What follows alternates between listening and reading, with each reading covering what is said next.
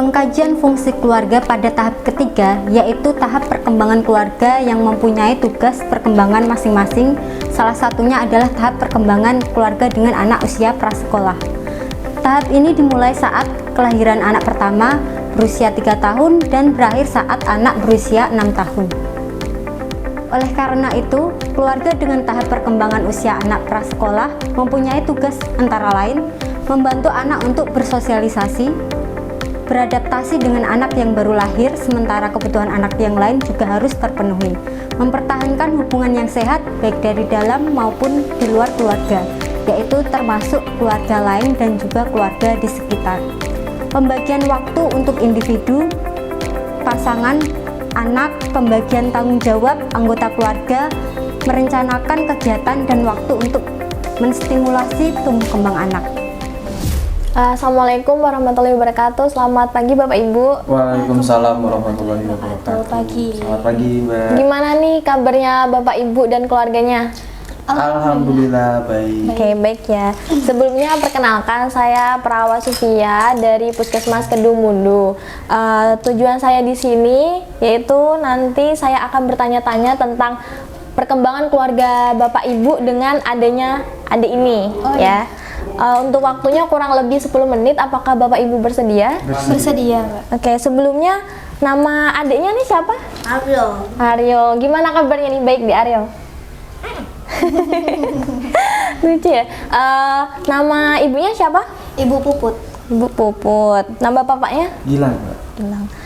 Ini adiknya umurnya berapa ya, Bu? 3,5 tahun. Oh, 3,5 tahun. Untuk ibunya umurnya? Umurnya 27. 27. Kalau bapaknya? 29 ke 30 Mbak. Oke, ada 9. Ini untuk rumahnya itu punya sendiri apa ngontrak apa gimana, Bu? Alhamdulillah ini hasil usaha kita sendiri. Jadi ini sudah rumah pribadi kita. Sudah permanen ya rumahnya? Iya, Ya, alhamdulillah. sudah. Baik. Dukungan keluarga Bapak dan Ibu ini dalam membantu anak bersosialisasi seperti apa dukungannya? Jadi selama anak ini di rumah, kita selalu support dia dalam melakukan sosialisasi kecil seperti bertanya ataupun menjawab pertanyaan dari kami yang ada di rumah selaku orang tua, dan juga tiap siang atau tiap sore kita bebaskan dia untuk bermain, untuk bersosialisasi dengan lingkungan yang ada di luar.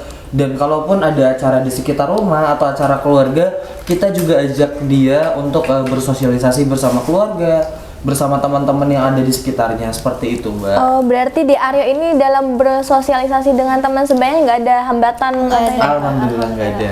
Berarti aktif ya? Aktif, adanya aktif. Untuk persiapan keluarga Bapak Ibu nih nantinya kalau ada adik baru lagi, kira-kira persiapannya apa aja?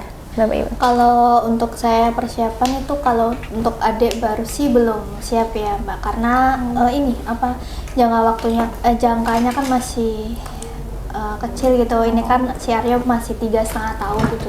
Jadi kalau punya adik itu belum siap ya. Kalau boleh tahu ini masalahnya apa nih, Bu, kalau belum siap? Masalahnya di finansial itu juga kayak mau lebih fokus ke areanya dulu, kayak biar sekolah dulu gitu. Biar nggak kebagi gitu ya? Iya, gitu. Oke. Kemudian Ibu ini ada penggunaan alat kontrasepsi gitu nggak, Bu? Apa ada gimana? Oh, nggak ada ya? Nggak ada. Kira-kira tahu pakai apa gitu? Kalau itu cuman pengaman biasa, Mbak. Oke. Bapak dan Ibu ini untuk mempertahankan hubungan keluarganya bisa harmonis sampai sekarang ini seperti apa? Ya, saling komunikasi, terus biar harmonis juga sering main, mungkin diajak main ketika waktu libur gitu. Berarti juga kita sering, kalau malam kita sering makan bareng di meja makan, terus selesai makan kita nonton bareng, main bersama anaknya sendiri. Terus juga kalau ada liburan-liburan kecil kita ajak pergi keluar, pergi ke pantai, terus ke rumah neneknya, ke rumah kakeknya, kayak gitu sih Mbak.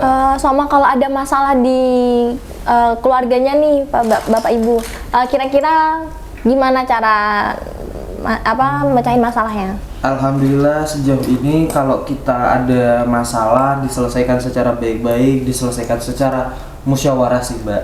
Gitu. Langsung, jadi kalau ada masalah itu kita langsung dikomunikasiin gitu. Oke, baik sekali. Kemudian untuk pembagian waktunya nih untuk diri sendiri, pasangan, dan anak, pembagian waktunya seperti apa? Kalau dari saya sendiri, saya kan kerja ya Mbak ya. Ya. Jadi pagi sampai sore saya kerja sekitar jam 4 sampai jam 5 itu saya baru pulang bersih-bersih. Setelah itu sholat maghrib bersama kita lakukan.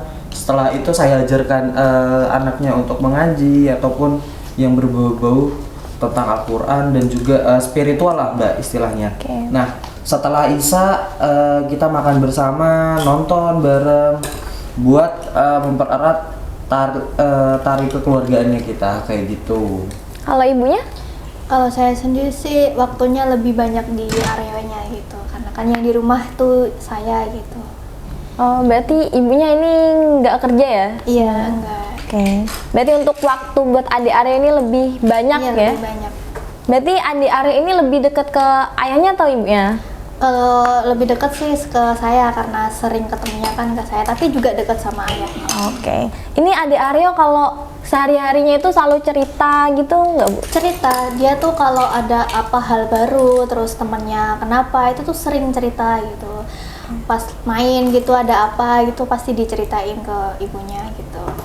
Dan berarti adik Arya ini termasuk yang anak yang aktif ya? Iya, aktif.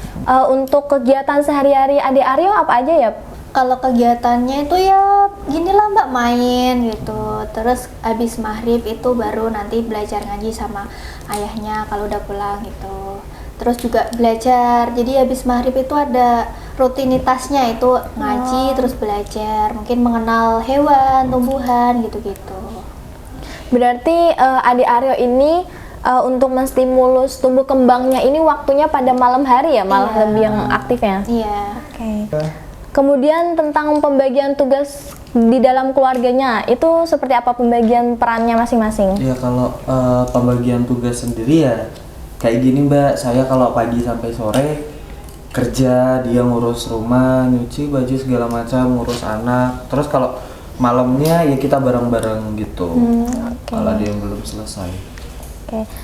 Baik Bapak Ibu, dari kesimpulan yang saya dapatkan di dalam keluarga Bapak Ibu ini dalam berkomunikasinya baik sekali ya. Kemudian Ibu dan Bapak juga mensupport adiknya untuk terus bertumbuh kembang dengan baik. Kemudian juga sudah mau adiknya juga dalam berinteraksi sosialnya juga sudah baik sekali. Iya. Kemudian masalahnya ibunya kan belum siap untuk punya adik baru nih. Iya. Dan kurang tahu ya cara penggunaan keluarga berencananya seperti apa.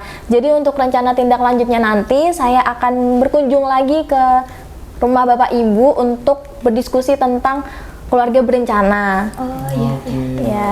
Sebelumnya apa ada yang ingin ditanyakan? Cukup Mbak. Cukup ya. Kalau begitu saya pamit dulu ya Bu. Terima kasih banyak atas terima waktunya kasih, Bu. Mbak. Iya, terima kasih juga. Assalamualaikum. Waalaikumsalam warahmatullahi wabarakatuh. Itulah tadi tahap dalam melakukan pengkajian keluarga pada tahap perkembangan keluarga dengan mengasuh anak prasekolah.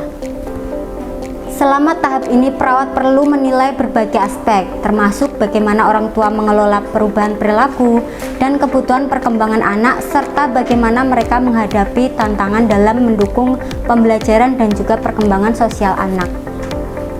Selain itu, penting juga untuk mengidentifikasi potensi masalah kesehatan atau perkembangan yang mungkin mempengaruhi anak dan juga keluarganya. Dengan memahami dan mengevaluasi aspek-aspek tersebut, perawat dapat memberikan dukungan yang komprehensif dan efektif, memastikan bahwa anak berkembang secara optimal dan keluarga dapat mengatasi tantangan yang mungkin timbul.